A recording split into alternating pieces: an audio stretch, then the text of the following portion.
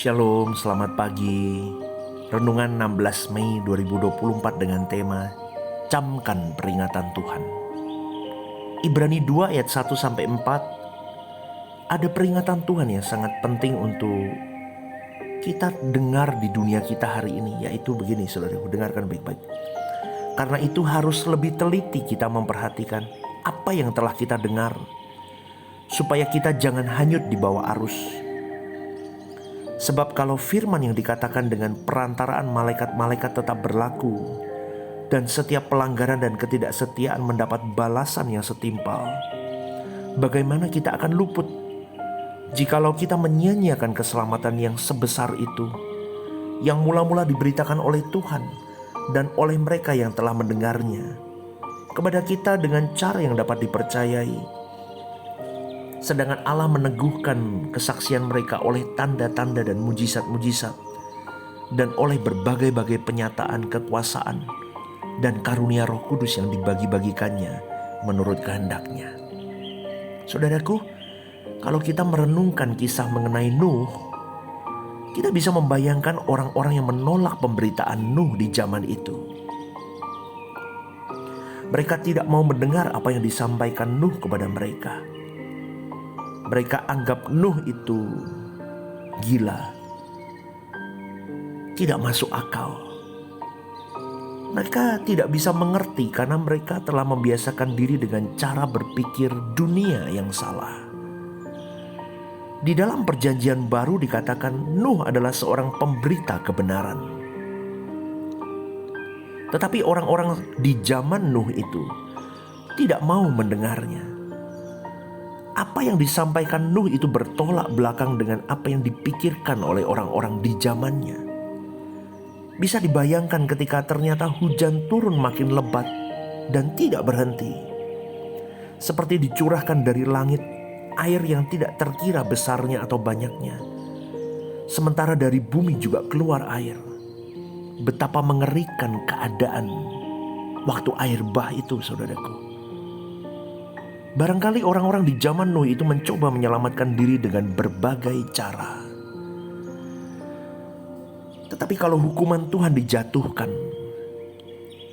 tidak ada seorang pun dapat menghindari, saudaraku. Maka jangan anggap remeh ya peringatan Tuhan. Ketika kita mendengar peringatan Tuhan lalu kita melihat hidup yang kita jalani masih berjalan lancar, iblis berbisik di telinga jiwa kita dan berkata, "Gak usah ekstrim, semua akan baik-baik saja kok." Padahal kita ada di dalam bahaya, saudaraku. Tapi memang hampir semua manusia hari ini tidak memperdulikan kenyataan yang terjadi bahwa bumi ini terpelihara untuk hukuman akhir. Ketika murka Allah dicurahkan, itu terdapat dalam 2 Petrus 3, saudaraku. Tidak lagi dengan air bah, tapi dengan api. Unsur-unsur di udara akan terbakar dalam nyala api, dan bumi ini akan hangus menjadi lautan api, saudaraku. Jangan anggap remeh peringatan Tuhan yang kita pasti dengar. Baik melalui pemberitaan firman di mimbar, melalui renungan-renungan seperti ini, melalui peristiwa-peristiwa hidup yang kau alami. Saya ingatkan sekali lagi, jangan terbawa arus dunia, saudaraku.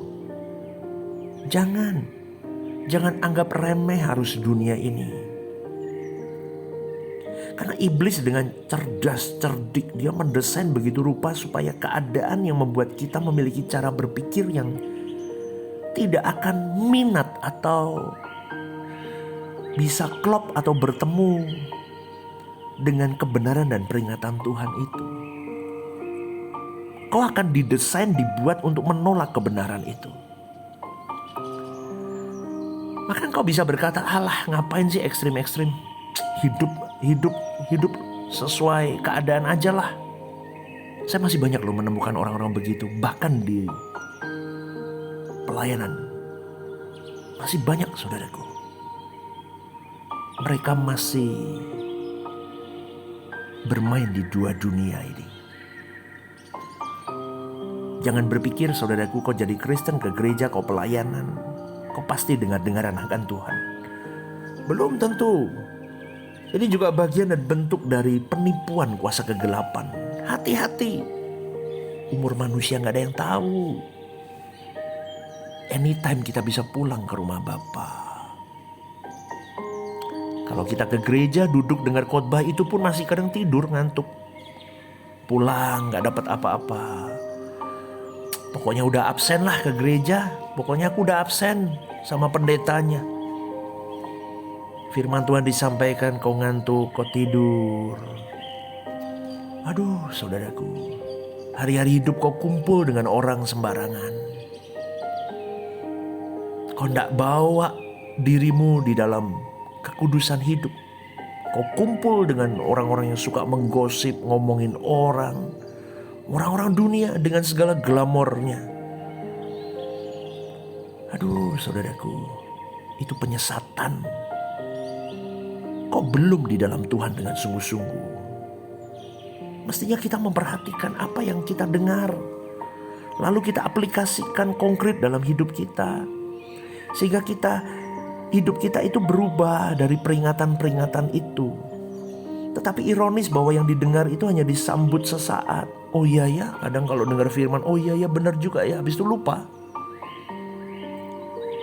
Itu kalau saya umpamakan seperti benih yang ditabur di pinggir jalan, di tanah berbatu yang tumbuh sesaat, atau di tanah yang tidak bisa menumbuhkan benih itu. Karena kumpulannya rusak saudaraku. Komunitasnya tidak membawanya baik. Karakternya gak mau diubah. Betul saudaraku. Mestinya kalau dari dulu serius memperhatikan, membiasakan diri merespon kebenaran, merespon peringatan Tuhan, maka hati seseorang menjadi tanah yang subur, supaya tumbuh benih kebenaran. Tapi ke gereja hanya menjadi syarat beragama seringkali. Dengar khotbah pendeta, wah ini pendetanya nyerang saya nih. Wah gak mau terima, jengkel pindah gereja. Aduh saudaraku, itu belum selesai dengan dirimu. Kau tidak punya teachable spirit. Kau tidak mau dididik saudaraku. Itu banyak di gereja-gereja. Banyak. Pendetanya berbicara keras, peringatan-peringatan Tuhan. Ngambek dia. Dia ngomong, wah ini pendetanya nyerang aku nih. Udah, pindah gereja. Gak mau datang. Kalau enggak pun, dia duduk tapi dia hatinya menampik terus. Kebenaran, peringatan-peringatan Tuhan itu ditampik terus. Wah ngeri saudaraku. Kenapa saya bisa berkata begitu? Karena dulu saya begitu saudaraku. Itu saya. Makanya saya bisa bicara begini. Karena saya begitu. Saya tahu betapa bobroknya saya dulu. Maka saudaraku, apalagi yang tahu, wah sok tahu kebenaran. Wah, aku tahu suara kebenaran kok. Bahkan pendeta yang khotbah pun kalah tahu dibanding dia. Waduh mengerikan saudaraku. Jadi ketika mendengar peringatan-peringatan Tuhan dari pemberitaan firman yang disampaikan, dia tidak menerima dengan hati yang rendah hati, mau dibentuk, enggak. Karena dia merasa pandai. Kebenaran peringatan Tuhan itu ditampik dengan dikaji. Wah, diteliti di dalam benak pikirannya. Oh ini salah, ini benar, ini salah. Akhirnya mereka gak dapat apa-apa saudaraku. Itu ironik dan itu memang terjadi. Dan itu fakta lapangan saudaraku. Jadi jangan heran kalau hari ini banyak orang yang meringankan atau tidak menganggap peringatan Tuhan. Bukan tanpa sengaja dia lakukan itu, tetapi karena karakternya, karena komunitasnya, karena lingkungannya, karena orang di sekitarnya, karena dirinya belum selesai dengan dirinya sendiri. Maka secara tidak langsung mereka menolak peringatan Tuhan. Betul saudaraku, karena kesombongan rohaninya mereka menolak peringatan Tuhan. Betul saudaraku, akhirnya mereka tidak bertumbuh. Cara berdoanya dingin, bertemu dengan orang lain angkuh. Betul saudaraku, Itu terlihat, saudaraku. Kalau keadaanmu terus-menerus begitu, saudaraku, kau tidak akan bisa menghindari hukuman Tuhan. Camkan ini. Camkan ini baik-baik. Mungkin kau mendengarkan renungan ini pun juga kau berkata, pendetanya sok tahu. Silakan, saudaraku. Karena saya mau mengingatkan, Allah tidak menghendaki seorang pun binasa. Tetapi Allah tidak bisa tidak membinasakan orang yang tidak dengar-dengaran. Saya ulang sekali lagi ya, saudaraku. Allah tidak menghendaki seorang pun binasa. Tetapi Allah tidak bisa tidak membinasakan orang yang tidak dengar-dengaran. Itulah keadilan Tuhan, saudaraku. Allah tidak menginginkan seseorang pun binasa. Tetapi Allah tidak bisa tidak menghukum orang yang tidak hidup di dalam kebenaran. Dan itu resiko menjadi makhluk yang disebut manusia, yang diberi kehendak bebas. Manusia bisa taat, bisa tidak taat. Bisa menghormati Allah, bisa tidak menghormati Allah. Banyak orang yang sebenarnya di dalam keadaan yang kritis dan krisis, tapi mereka tidak menyadari.